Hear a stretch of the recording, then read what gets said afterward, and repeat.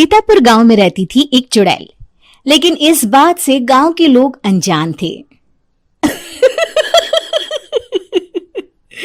जब तक पूरे गांव की एक एक औरत के गहने मेरे पास नहीं आ जाते, मैं इस गांव को छोड़कर नहीं जाऊंगी, चाहे इसके लिए मुझे लोगों को गायब भी क्यों ना करना पड़े। दूसरी तरफ गांव की औरतें बात कर रही थी। अरे सुन रही हो, ये देखो मैंने कल ही नया हार बनवाया है सोने का, कैसा लग रहा है? बहुत ही अच्छा है ना, पहले तुम पहनो, फिर शादी में अपनी होने वाली बहू को दे देना। और क्या, सोने चांदी का यही तो फायदा है, जितना पुराना उतना महंगा। लेकिन एक एक पैसा बचाकर ये लेना सच में बहुत मुश्किल हो रहा था मेरे लिए। तभी वहां पहली का पति आ जाता है। गांव में एक औरत के घर के सोने के सारे गहने चोरी हो गए। लोग बातें बना रहे कि गांव में कोई चोर घुस आया है जो घर की कोई चीज को हाथ नहीं लगाता, पर सिर्फ सोने के गहनों को ही चुराता है। अब तुम ना अपने ये गहने संभाल कर रखना। हे भगवान, ये क्या बोल रहे हैं? ये तो वही बात हो गई कि गांव बसा नहीं और लुटेरे पहले आ गए। दूसरी तरफ गांव के ही एक घर में रंजना रहती थी। उसके पति का गांव में चाउमीन का ठेला था। एक दिन उसके घर में एक औरत आती है। अरे रंजना, तो गांव में नहीं है तो सोचा तुम्हें बता दूं। गांव में बात चल रही है कि गांव में एक चोर घुस आया है जो घरों के सोने के गहने चुरा लेता है।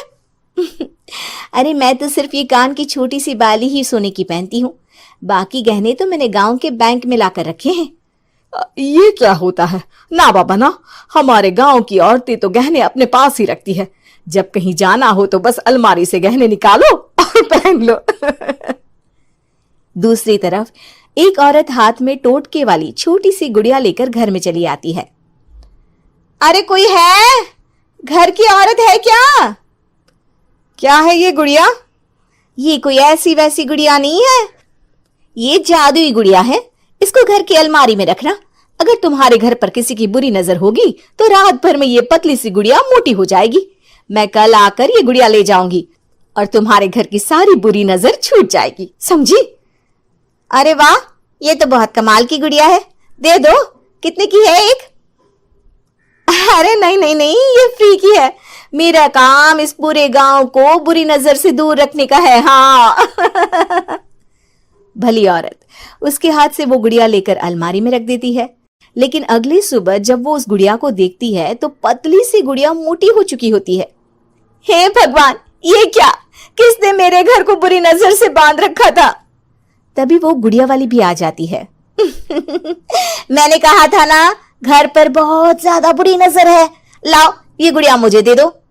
औरत वो गुड़िया उठाकर उसे दे देती है।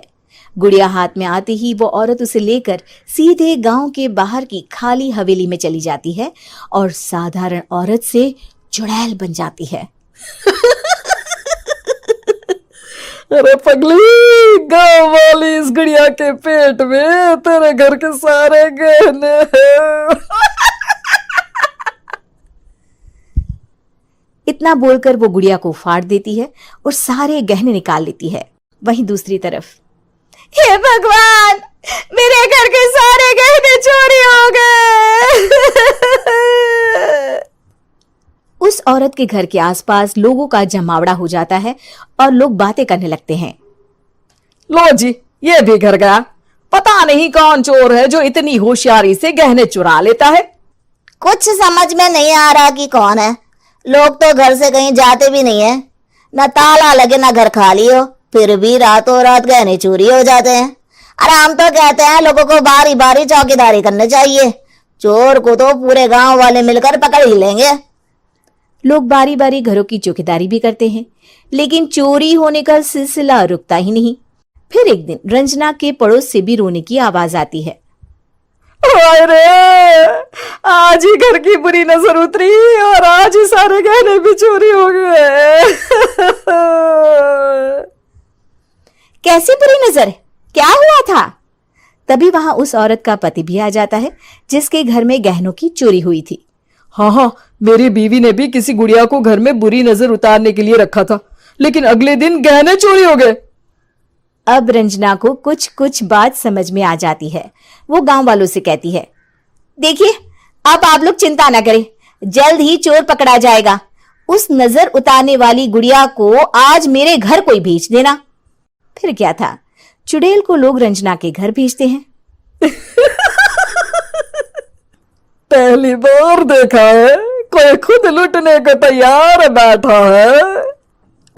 तो तू है जिसे घर की बुरी नजर उतारनी है? ये ले गुड़िया, ये सुबह तक मोटी हो गई तो समझो तुमको और तुम्हारे घर वालों को नजर लगी है। हाँ हाँ, मैंने काफी सुना है। तुम ये गुड़िया मेरे घर छोड़ देना। अरे क्यों नहीं, कल सुबह आऊंगी जब गुड़िया तुम्हारे घर की सारी बुरी नजर लेकर मोटी हो जाएगी, ठीक है? अब क्या था, रात को रंजना ने पूरी नजर गुड़िया पर रखी। वो अपने पति और गांव के कुछ लोगों को घर की खिड़की से घर के अंदर नजर रखने को कह देती है, और फिर जो नजारा सब देखते हैं वो हैरान करने वाला होता है। गुड़िया धीरे से अलमारी खोलकर बाहर आती है। अलमारी के सारे गहने लेकर घर में जहां जहां गहने होते हैं वो लेकर अपने मुंह से खा जाती है। वो जितने गहने खाती उतनी ही मोटी हो जाती और फिर अलमारी में बंद हो जाती है। गांव वाले डर के मारे वहीं बेहोश हो जाते हैं। लेकिन सुबह जब वो औरत गुड़िया लेने आती है, रंजना उसका सामना करती है। ये देखो गुड़िया कितनी मोटी हो गई है, लगता है मेरे घर में बहुत लोगों की नजर लगी है। लाला ये गुड़िया मुझे दे दे, अरे बहुत कीमती गुड़िया है ये। तेरे घर की सारी बुरी नजर मैं गांव के बाहर वाली हवेली में फेंक आती हूँ। शाम को फिर लोगों के घर इसे लेकर जाना है ना, इसमें तो मेरी जान बसती है, जान। रंजना गुड़िया को चुड़ैल की तरफ बढ़ा देती है, लेकिन फिर वापस ले लेती है और गुड़िया के हाथ मोड़ देती है। जैसे ही गुड़िया के हाथ मोड़ती है, चुड़ैल का हाथ भी मुड़ जाता है। अच्छा, तो ये वो गुड़िया है जिसमें तुम्हारी जान बसती है। अब सुन चुड़ैल, तेरी सारी हकीकत सबके सामने आ गई है। या तो गांव वालों के गहने लौटा दे, नहीं तो मैं इस गुड़िया की गर्दन मोड़ दूंगी। चुड़ैल डर जाती है। अरे नहीं नहीं, मेरी गुड़िया दे दो, मैं सबके गहने वापस कर दूंगी। ठीक है, अब भी जा और सबके सारे गहने वापस कर। चल निकल यहां से। चुड़ैल सबके गहने लौटाकर रंजना के पास आती है। ला दे मेरी गुड़िया रंजना, इसके अंदर के गहने निकाल ले, लेकिन गुड़िया वापस दे दे। लेकिन रंजना जानती थी कि जैसे ही गुड़िया चुड़ैल को देगी उसकी शक्ति वापस आ जाएगी। चुड़ैल, तू तो चुड़ैल ही रहेगी, ये मैं जानती हूँ। अरे नहीं नहीं नहीं, मैं गांव छोड़कर चली जाऊंगी, किसी को परेशान नहीं करूंगी, वादा करती हूँ मैं। लेकिन रंजना उसकी एक बात नहीं सुनती और गुड़िया का सर उसके शरीर से अलग कर देती है। चुड़ैल सर अलग होती ही गायब हो जाती है। गांव वाले रंजना के साहस और बुद्धि की खूब प्रशंसा करते हैं।